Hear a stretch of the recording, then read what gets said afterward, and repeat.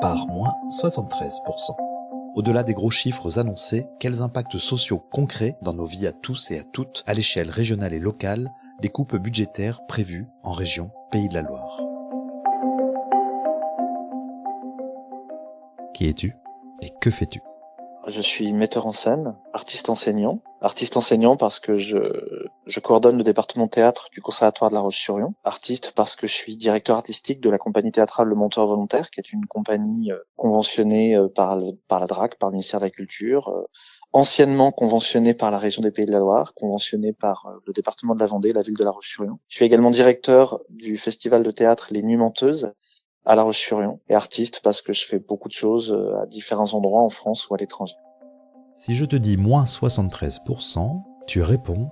Je réponds des drames humains d'hommes et de femmes que je ne peux plus engager. Je réponds passer de 6 acteurs, actrices professionnels sur la prochaine grosse création de la compagnie à 4. Je réponds passer de 10 soirées, 10 dates pour toucher tous les publics sur le festival des Nuits Menteuses à La Roche-sur-Yon à 5 dates. Je réponds passer d'une embauche de près de 40 intermittentes, intermittents à 25. Je réponds passer d'une capacité de création de postes sédentarisés permanents d'un équivalent de 5 emplois temps plein à 3. Je réponds de plus être en capacité de pouvoir investir autant dans les créations en faisant travailler tous les corps de métier. Créatrice costume ou créateur costume, créatrice ou créateur décor, scénographe, chorégraphe.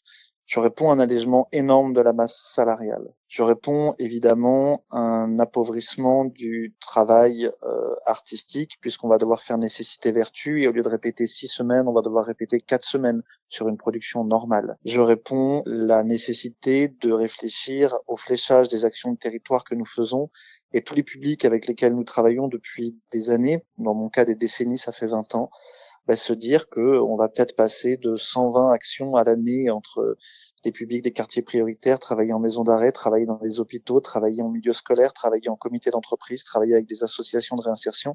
On ne va plus pouvoir faire la même chose, on va devoir flécher ce que l'on fait. Je réponds drame humain, moins 73%, je réponds drame social, je réponds choix politique insensé, incohérent et violent.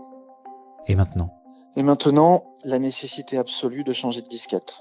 On parle de la région des Pays de la Loire, mais au regard de la politique d'austérité du gouvernement qui va se mettre en place, ce sont quasiment toutes les tutelles partenaires des compagnies qui vont devoir baisser leurs subventions ou leurs aides. Ça commence à être le cas au niveau national. Ça veut dire réfléchir à peut-être un fonctionnement différent entre les directeurs, directrices de compagnie et les lieux. Ça veut dire peut-être un fonctionnement différent sur les compagnies. Moi, j'ai des camarades au niveau du territoire qui disent que les subventions et les conventions sont pas là pour payer les salaires, etc., mais sont là pour accompagner l'artistique. C'est pas vrai.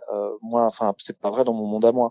Dans mon monde à moi, les subventions représentent à peu près un quart de tout ce que je touche, et c'est ce qui me permet de sédentariser un personnel permanent.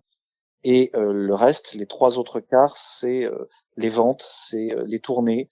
Ce sont tant qu'on est désiré, parce qu'en tant qu'artiste, on peut aussi ne plus être désiré, mais c'est permettre de dégager des marges artistiques qui permettent de développer différents projets sur les territoires. Maintenant, c'est faire autrement. Je vais donner un cas très concret parce que je pense que c'est ce qui se parle le mieux. La prochaine grosse création de la compagnie, c'est Hernani. On devait répéter en faisant une dizaine de week-ends de travail avec des amatrices et des amateurs qu'on incluait sur le plateau. On devait créer avec 6 acteurs, actrices professionnels. On devait avoir 25 amatrices, amateurs sur le plateau. On devait avoir 6 à 7 semaines de répétition. On devait faire un décor qui coûtait plus de 35 000 euros et qui était magnifique. On devait investir pour plus de 20 000 euros sur des costumes, et on devait, avec la compagnie, faire peu ou prou travailler plus d'une trentaine de personnes sur ce projet. Concrètement, on va engager que 4 acteurs, actrices professionnels. On va devoir faire moitié moins de week-ends de formation avec les amateurs et les amatrices. On va devoir réfléchir à un nouveau décor, à des nouveaux costumes pour 2 fois moins au niveau du budget. On va devoir partir sur des temps de travail donc limités qui vont faire qu'il va falloir qu'on fasse autrement. Et on va aussi devoir être en conscience que les lieux vont aussi être impactés. Toutes les scènes conventionnées, toutes les scènes nationales, le CDN par exemple chez nous, vont forcément avoir moins d'argent. Il y a des dispositifs qui ne se feront plus.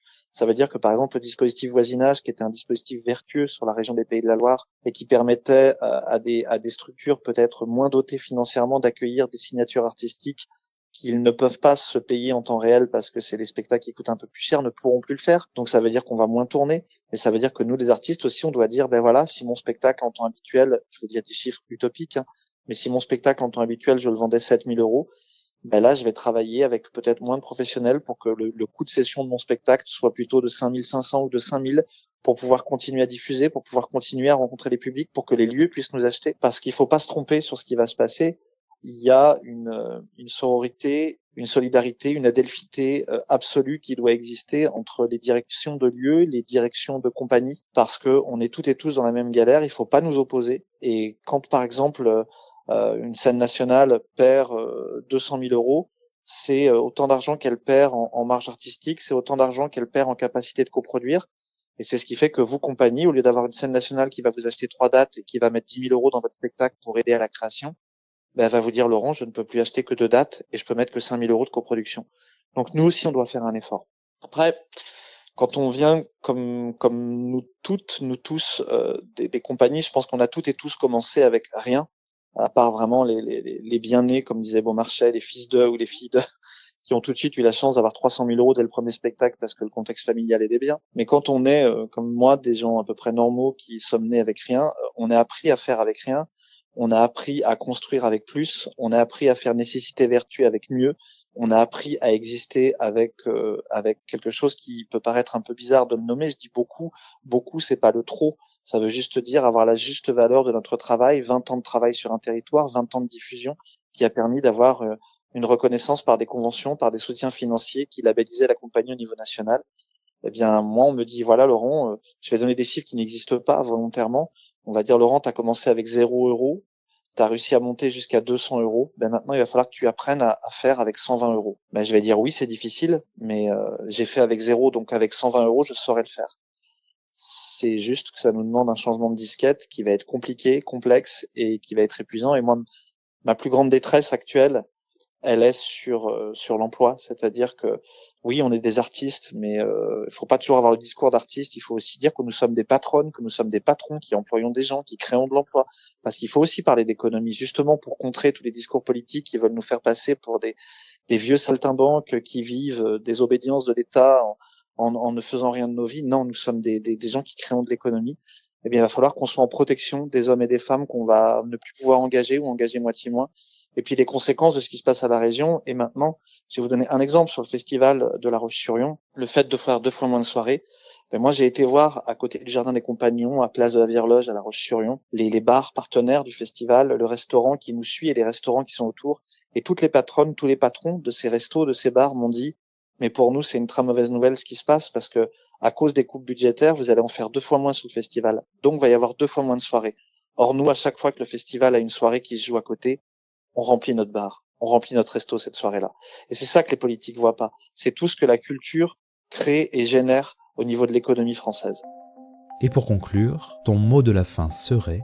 Je dirais que s'il y avait un mot de la fin, c'est un mot d'espoir. C'est-à-dire que je crois qu'il faut absolument que tout le monde comprenne qu'il n'y a pas de personnes privilégiées dans le monde de la culture. Il y a peut-être un système qui a été pensé il y a 20-30 ans qui est à remettre en cause aujourd'hui, qui est à repenser, ça j'en suis intimement persuadé, mais c'est ma conviction personnelle. Mais il y a une réalité, c'est que c'est un service public au même titre que les hôpitaux, au même titre que l'éducation, et que quand dans une société, dans une démocratie, on attaque le service public, ce que l'on attaque, c'est la liberté. Et d'un point de vue citoyen, c'est inquiétant. Pour le papa que je suis d'une petite fille de 6 ans, c'est absolument angoissant. Parce que je ne sais pas où on va aller. Et cette porte qui s'est ouverte en Pays de la Loire par la décision insensée, sans dialogue et sans concertation d'une présidente de région, est une porte qui va ouvrir sur d'autres choses. Et je l'ai vu moi aujourd'hui dans la presse, il y a déjà d'autres régions qui commencent à prendre le système des Pays de la Loire comme quelque chose de vertueux qu'il faut suivre. Malgré tout ça, il faut garder l'espoir, il faut continuer d'aller au théâtre encore plus, il faut continuer de se battre pour le service public. Sinon, liberté, égalité, fraternité n'aura plus aucun intérêt ni aucun sens. Une production Parole et compagnie.